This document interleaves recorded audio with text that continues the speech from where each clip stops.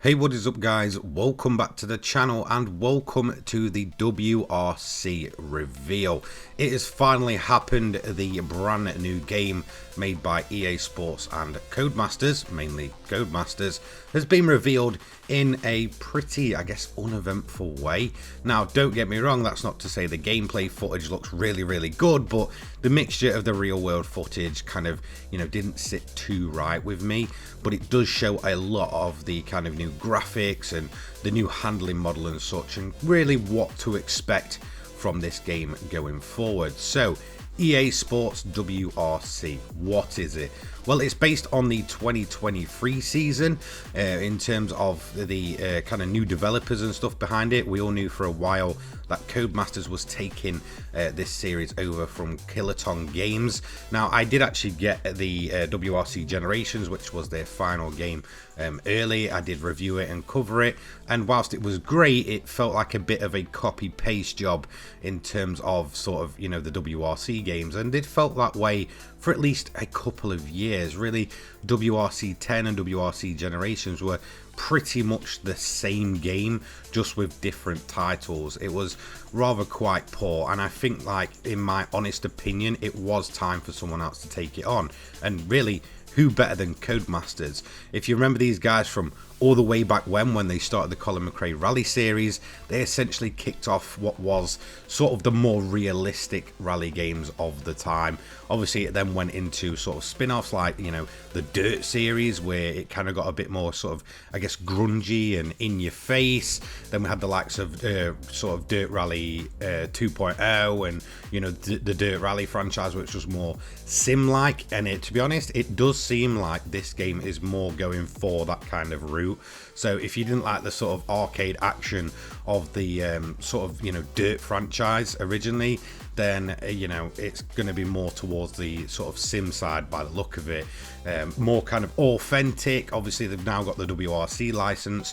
So from original rumors, this game started life as, Dirt Rally 3.0, then kind of turned into, EA Sports WRC once they'd obtained the license, and sort of Codemasters took over from Kiloton Games in terms of making this series, and obviously, bringing it some new lease of life, a new physics engine and all that stuff. Now, the actual reveal trailer really doesn't give away too much. It kind of hints at the official cars. We get a good look at those and some of the stages and some weather, and we get a bit of a brief look at some of the historic content.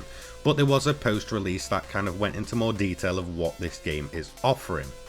So let's get into the more nitty-gritty side of things. What engine is this game running on? Well, it's running on Unreal Engine, and overall this is a fairly reliable choice for a game engine. I can see it actually working well with this series. In terms of locations, how many is there? There's 18 real-world locations, so there's a decent amount there.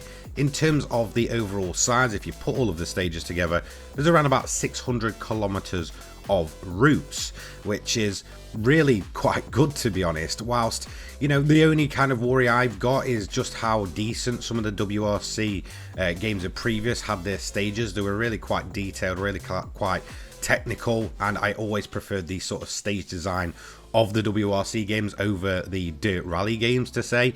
But to be honest, do I think now they've got the official license, the kind of Codemasters with the WRC franchise can almost match that, if not improve upon it? 100% yes. Let's be honest, Codemasters probably have a much bigger budget than Kiloton Games and such ever had for this sort of series. Now, in terms of the cars, now this is where a lot of people kind of, I guess, in a way, don't really like the WRC official games, mainly because people see a very limited number of manufacturers and all that kind of stuff in the real world. And then in terms of classic content, it's kind of stagnated for a good few years previously to this one. So we're talking 10 current cars that will kind of, cover the main WRC, WRC2 and the Junior. Those will be the typical vehicles for those. So as expected, all three categories are coming along. However, in terms of the historic content, we're talking 68 classic vehicles, which is a rather decent list. giving us a total of 78 vehicles within this game. Now that is quite a bit of classic car content, and I'm massively looking forward to it.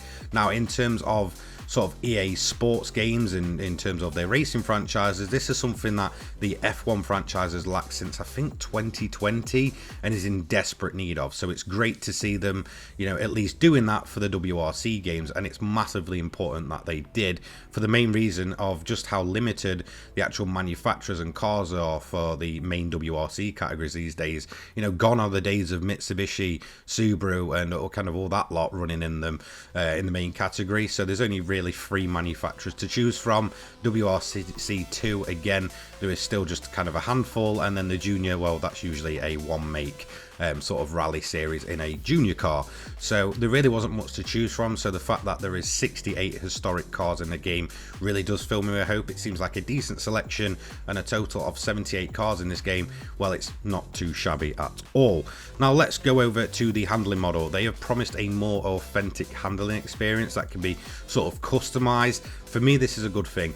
This is where sort of the dirt rally games were always much better than the WRC games, in the fact that their kind of physics and the way they felt, in my honest opinion, were just 10 times better than the WRC games. For me, it felt like more like the dirt rally games were proper, you know, more simulator serious kind of, you know, physics and handling model, whereas the WRC games just felt, you know, rather quite kind of hit or miss. It either felt really quite good and more to the sim side, or it felt a little bit too loose and a little bit too light and way towards the arcade side. It was really kind of hit or miss depending on which game you actually played.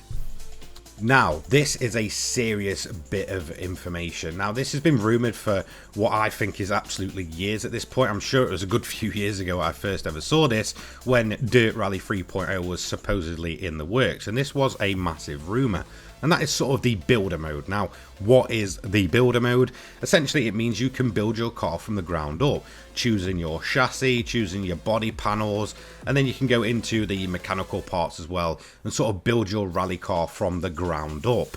This to me is massively interesting, where the WRC games of previous felt like they had a really good solid lengthy career behind them.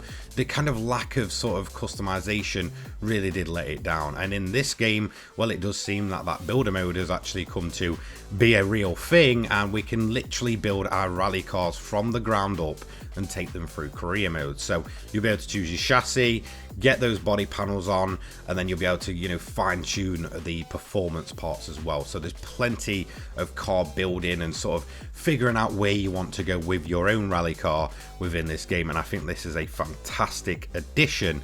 Now let's talk online. It's 32 players online crossplay, meaning that nobody is going to get left out. 32 players. How it's going to work, I'm not quite sure.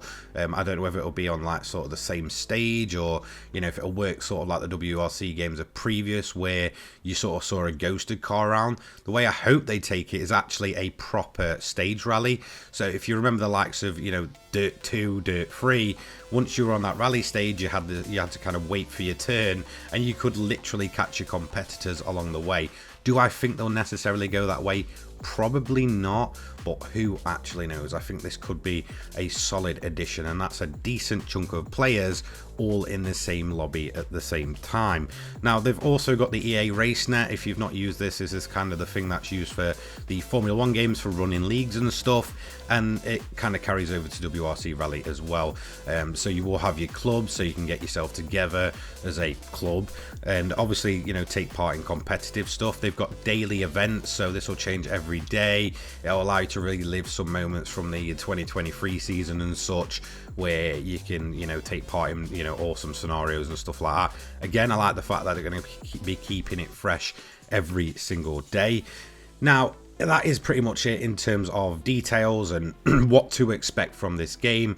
There is a few other bonuses if you pre-order the game. I believe you get 3 days early access, which will start on Halloween, so the 31st of October 2023. You also get some themed packs and a year 1 pass as well, by the look of it. In terms of price point for this game, it's actually very reasonably priced. From what I'm actually seeing in terms of, you know, what to expect from this game, it's releasing at £45 in my country. Now, in my honest opinion, that's really not too bad at all. Most games these days on the PlayStation Store, at least, and elsewhere, will retail anywhere from sort of like 60 to 70 pounds. So it's around about 25 to 30 pounds cheaper, even more if you usually one that goes for sort of the special editions and stuff, especially for early access. Usually you're getting the bigger, higher priced sort of game that's going to set you back like nearly 85 pounds or so it's around about half the price of that. It's rather quite ridiculous pricing. In one way that kind of got me worried at first. I was thinking yeah, okay, so where they're cutting corners then if it's going to be so low, much lower price than the standard. But to be quite honest, from what I'm seeing in terms of the gameplay, it looks solid. From reading what features to expect, it seems like it is going to be supported properly, which is rather quite good. And for me, where the WRC games of previous kind of sort of fell flat, is they just felt like the support sort of dwindled out around about the start of the next year. So usually towards the end of, let's say, I don't know, 22, you got the release, and then kind of at the start of 23 the game was finishing up its updates, and it was kind of left there. Now, in terms of Codemasters, EA and stuff, am I worried about that side of it? I know there's a lot of talk about, oh, EA's got the hands on it. Not really, to be honest. If anything, the F1 games have improved, especially with the likes of F1 23. Now that EA is kind of in their third year of looking over it, obviously Codemasters is now part of EA, and it doesn't worry me too much. Now, usually there'll be the in-game purchases, and I would not be surprised really if this game kind of got that. But does it kind of turn me away from it? Not really. As long as the gameplay is good and the physics are good, I can just handle all the background junk, which will probably be like the VIP pass and stuff. Look, it's not necessary. It's just a way for EA to make money. EA doing EA things. But as long as Codemasters can get us a solid rally game out, then I'm all for it. And I just couldn't care about the EA name just kind of slapped on the box. And that's kind of the way I look at these EA Codemasters games. EA are just there to kind of just put their little 2 pence in, but they kind of mostly stay in the background and let Codemasters do their thing and actually make decent racing games. Let me know what you think about EA Sports WRC. Do you think it's going to be good? For me personally, I'm insanely hyped for this game. So let me know down in the comments below. Don't forget to subscribe as I release racing game and Gran Turismo and all that lot each and every day for your viewing pleasure. I'll see you later on, guys. Take care. Peace.